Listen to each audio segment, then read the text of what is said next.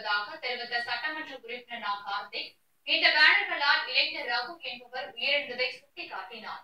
விதிமுறை மீறி வைக்கப்பட்டுள்ள பேனர்களை அகற்ற உயர்நீதிமன்றம் உத்தரவிட்டுள்ள போதும் கோவையில் வைக்கப்பட்ட பேனர்கள் அகற்றப்படவில்லை என நா. கார்த்திக் குற்றம் சாட்டினார்.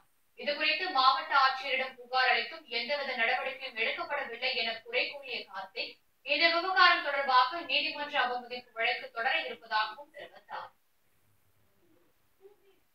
நீதிமன்றத்தில் மாண்புமிகு நீதிபதி அவர்கள் ஒரு ஆணை பிறப்பித்தார்கள்.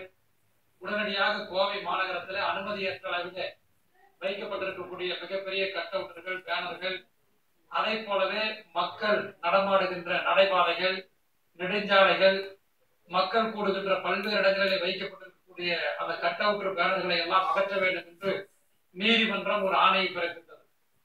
மதிப்பிற்குரிய மாவட்ட ஆட்சித்தலைவர், மாநகர காவல்துறை ஆணையர், மாநகராட்சியினுடைய ஆணையாளர் உள்ளிட்ட மூவரையும் நேரடியாக சந்தித்து சென்னை உயர் நீதிமன்றம் வழங்கியிருக்கக்கூடிய அந்த தீர்ப்பினை நீங்கள் செயல்படுத்த வேண்டும், கோவையில் வைக்கப்பட்டிருக்கக்கூடிய அந்த கட் அவுட்டுகளை எல்லாம் அகற்ற வேண்டும் என்று சொல்லி வேண்டுகோள் விடுத்து கடிதம் கொடுத்து விட்டு வந்தார்கள்.